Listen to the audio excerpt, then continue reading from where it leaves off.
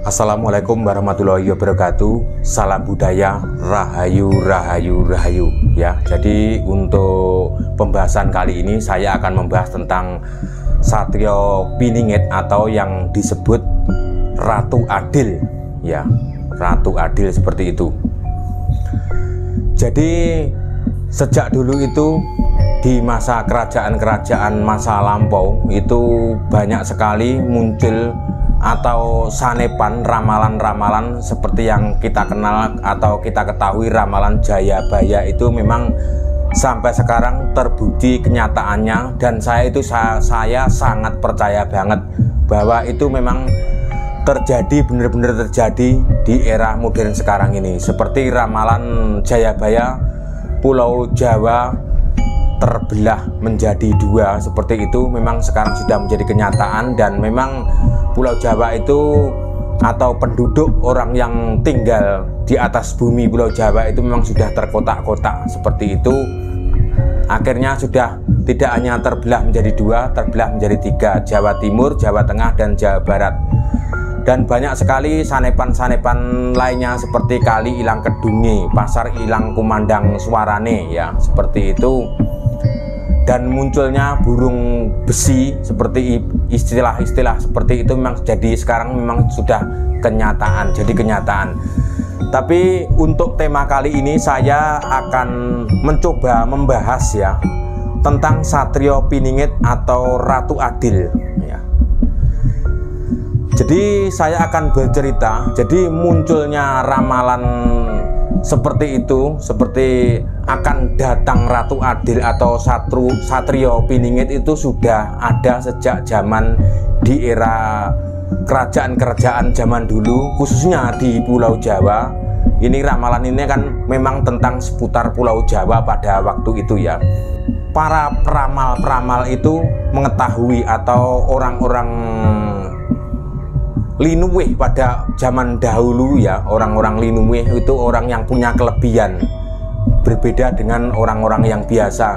Jadi mengetahui rakyat di masa kerajaan tempo dulu itu merasa tidak adil, merasa dizolimi ya, merasa tidak adil atau merasa dizolimi.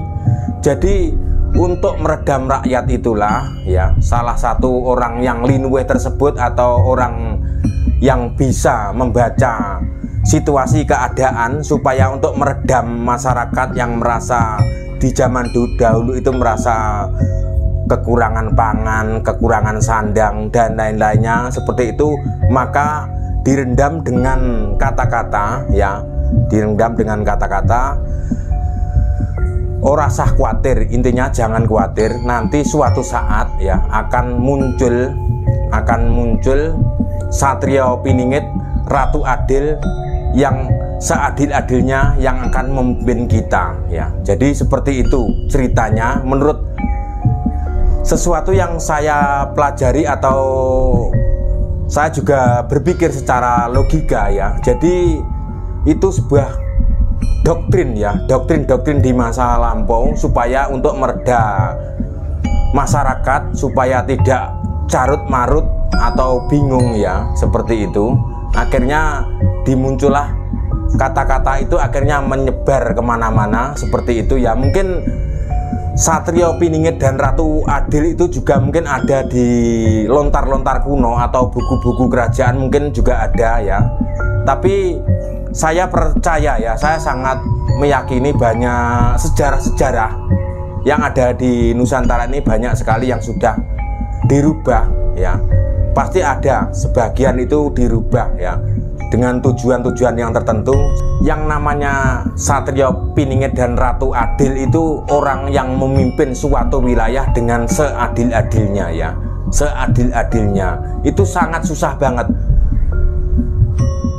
Kalaupun mungkin ya itu bisa ya, Ratu Adil atau Satrio Piningit itu istilahnya memimpin untuk wilayah provinsi ataupun kabupaten, karena di situ masyarakatnya tidak begitu banyak. Tapi kalau untuk memimpin satu Indonesia dengan berbagai suku macam, ras dan agama, karena pulau Indonesia itu banyak banget, apakah mungkin ya bisa ada orang yang bisa memimpin itu ratu adil atau memimpin bangsa Indonesia itu seadil-adilnya. Saya tidak yakin akan bisa ya. Saya tidak akan yakin akan bisa karena di Indonesia itu memang satu persatuannya sangat kuat ya, tapi akan berbeda-beda seperti itu. Berbeda-beda tetap satu seperti itu ya. Mungkin kata-kata saya itu memang sulit untuk dipahami. Berbeda-beda tapi tetap satu seperti itu. Zaman-zaman kerajaan, era-era kerajaan zaman dulu aja belum bisa ya memimpin seadil-adilnya ya. Zaman dulu itu banyak sekali perebutan tahta atau peperangan seperti itu ya. Jadi gonjang-ganjing, carut-marut ya, seperti itu sebenarnya yang terjadi di zaman lampau ya. Di zaman sekarang itu masih mending, akan munculnya masa kala bendu. Jadi masa kala bendu itu kalau istilahnya itu masa kegelapan, masa suram, masa pahit, atau masa di ujung kehancuran seperti itu. Jadi saya juga meyakini bahwa masa kala bendu atau carut marut itu sebenarnya hanya di masa lampau ya. Zaman sekarang itu sudah berbeda era zamannya. Zaman dahulu itu menurut cerita sejarah atau yang dari sejarah-sejarah buku lontar kuno ataupun dari lisan atau turun-temurun diceritakan sampai sekarang itu, zaman dahulu itu juga belum dapat menikmati atau hidup nyaman dengan tenang dan damai. Zaman dulu juga di zaman kala bendu itu memang bener, zamannya carut marut seperti itu. Kalau zaman sekarang memang ramalan tentang wong Jawa kaya gabah diinteri seperti itu. Wong Jawa kaya gabah, gabah itu padi, diinteri itu gabah yang ditaruh di atas tampah ya, itu dibersihkan seperti digoyang-goyang. Jadi seperti orang Jawa itu akan seperti gabah diinteri ya, seperti itu. Yang kesini ke sana, kesana ke sini, kesini ke sana, kesini ke situ, seperti itu ya. Jadi memang ramalan-ramalan itu bener ya, ramalan-ramalan itu bener memang berbentuk sanepan ya, berbentuk sanepan atau kata-kata plesetan. Jadi tergantung kita yang menerjemahkan arti tersebut ya, arti tersebut ya. Seperti Pulau Jawa akan terbelah jadi dua, pasti akan bermunculan orang-orang tertentu. Mohon maaf banget ini, saya minta maaf yang sebesar-besarnya kalau kata-kata saya salah. Ini persepsi saya ya. Jawa itu akan terbelah jadi dua, seperti itu. Nanti yang dari Jawa Timur akan ke Jawa Tengah itu akan nyebrang karena sudah terbelah oleh bencana alam seperti dan lain-lainnya seperti itu ya. Tapi persepsi saya atau pendapat saya berbeda ya. Yang terbelah itu orang-orangnya sudah terkotak-kotak seperti itu ya, seperti itu. Mungkin teman-teman paham apa yang saya maksud ya. Buat teman-teman yang punya logika, zaman kala bendu atau carut marut itu sebenarnya sudah ada sejak zaman dulu, bukan hanya zaman sekarang. Tapi memang carut marutnya atau kala bendu zaman dulu sampai sekarang itu sangat berbeda, jauh sangat berbeda ya, jauh sangat berbeda ya. Jadi jangan sampai teman-teman kalau melihat berita-berita akan muncullah zaman kala bendu itu akan menjadi was-was ya, seperti itu ya. Jadi buat teman-teman generasi muda yang akan datang itu ya, yang akan datang ya, itu pentingnya kita belajar sejarah, itu sangat penting. Jadi pondasi kita itu adalah sebuah sejarah masa lampau. Jadi kalau kita sudah putus sejarah dengan masa lampau, kita akan kebingungan, akan dimasuki sejarah dari tetangga, akan dimasuki sejarah dari tetangga, akan dimasukkan sejarahnya bahwa sejarahmu itu dari kakek-kakek saya awal mulanya seperti itu. Pasti akan seperti itu ya. Jadi jangan sampai kita itu putus yang namanya akan sejarah, itu sangat penting. Jadi jangan disepelekan ini, walaupun cuman sejarah ya. Kadang-kadang bagi generasi-generasi kita itu pentingnya apa ya? mempelajari sejarah juga tidak ada manfaatnya. Saya juga tidak dapat makan dari saya belajar sejarah seperti itu. Mungkin akan belajar tentang kemajuan teknologi yang akan datang supaya saya mendapat gaji yang lebih tinggi seperti itu.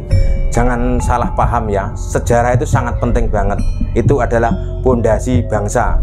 Itu sebuah pondasi bangsa. Sejarah itu adalah sebuah pondasi bangsa. Kalau sejarahnya runtuh, bangsa akan tetap runtuh ya.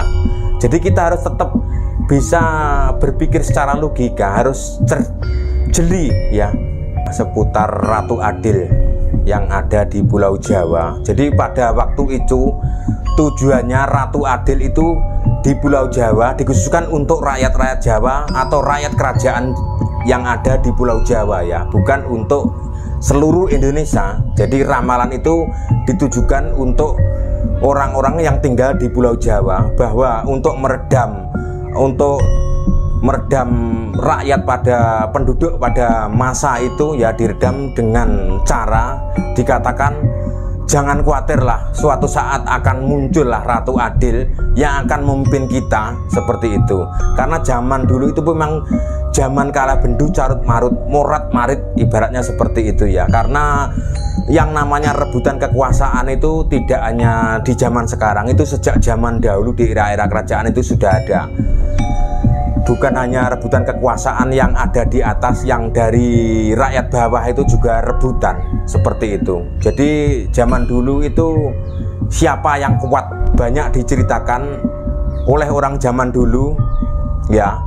Mungkin saya akan bercerita ini seperti ini, pasti itu propaganda Belanda atau propaganda negara lain. Tidak, ini karena saya itu orang Jawa, saya menceritakan kisah tanah Jawa ya. Jadi pentingnya kita orang-orang Jawa itu belajar sejarah seperti itu. Mengenai mitos-mitos kita harus jeli untuk mengartikan seperti itu ya. Seperti itu.